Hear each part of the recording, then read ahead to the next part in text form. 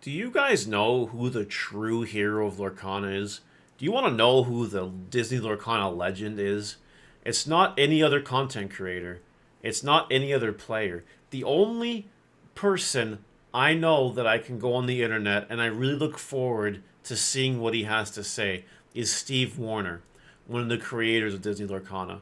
He is just the greatest of all time. I have no other words for it. He shows the world that you can be in charge of a massive card game slash company and you can still find time to gain feedback from your community, from your customers, and you can still socialize with them, have a good time. Because it's a good marketing strategy and because it's wholesome and a nice thing to do. Steve Warner is amazing at this. And this is just basically a Steve Warner appreciation video. There are a few posts on Twitter that made it to my time, like made it to my eyeballs, which doesn't happen too much. I'm not on Twitter that often, I'm gonna be real. But when they're brought to me, then we know we have some cool things to talk about. And Steve Warner has appeared multiple times on that list this week. So I wanted to do a big Steve Warner appreciation video type thing where I go through some of his most recent adventures on Twitter, answering the community's questions and answering and debunking speculation. And I want to show you guys what it's all about. If you enjoy these kind of videos, please like, comment, and subscribe. And let's just go dive right into it. On Twitter here is where he is most active, I think. And let's start with the one that I saw first. This is regarding the speculation, the theory that the first three sets were designed together. Now, I'm not trying to be mean in this video. I'm going to try really hard not to be mean. Oh, this is going to be hard. Basically, no. There was no way that the three sets were designed together. I've seen this theory going around on the internet. Little bit here and there. And I always kept my thoughts to myself because, like, I don't need to talk about that. To me, it's just common sense that they weren't designed together. It's just knowledge on card games. But people really thought it. And what's really cool here is that Steve Warner debunked that theory. The answer was it's more complex than that, but no, they weren't designed at the same time. They were all in development at the same time, though, and so there was a lot of adjustments in order to make them play nice together. Development and designing are two separate things. They designed what they wanted the game to look like. They designed the first set. Then they designed the second set. Then they thought, you know what? We want locations. Now's a good time to do it. And they designed the third set. You know what I mean? That's the kind of stuff that makes sense. And it does make sense. It really, really does. I don't even know why it's a theory in the first place. Maybe people were just trying to get internet clout. I have no idea. But it's nice that Steve Warner went out of his way to debunk that and move along in our lives. So it's good. We can put that to rest. He's also really nice about the rarities and all this. And I've seen multiple comments like this before. He's said here, what I mean is that I choose complexity first for what determines rarity, and also when something bends the color pie, I'm not trying to make people have to play 4 times 15 legendary cards to compete, which is really cool. He wants other good cards in the game that are not legendary.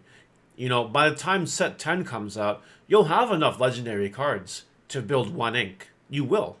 But the whole point of the strategy behind choosing the rarities in the game is so you don't have to do that, which is really good set building. It is.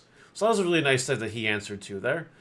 And what else do we have? What else do we got going on here from Steve Warner? He's just chilling, talking about tea and rain checks, and that's not how any of this works. And, you know, we need steel and amethyst Gaston, okay? And that's not how this works. That's not how any of this works. I think this is a subtle hint that we're gonna be getting some stuff soon, but that's fine. Whatever, you never know. What else has he said that's really cool here? It took huge effort from everyone. It's nice that Steve Warner, accommodates that. He's saying, it's so nice to have Lorcana achievements. It's a really, really, really, really cool thing. What else do we got? He's communicating here with the players and celebrating successes, which is really nice for Christmas. That's pretty cool. And just random stuff here and there. Something as simple as board ups are necessary, I'll agree.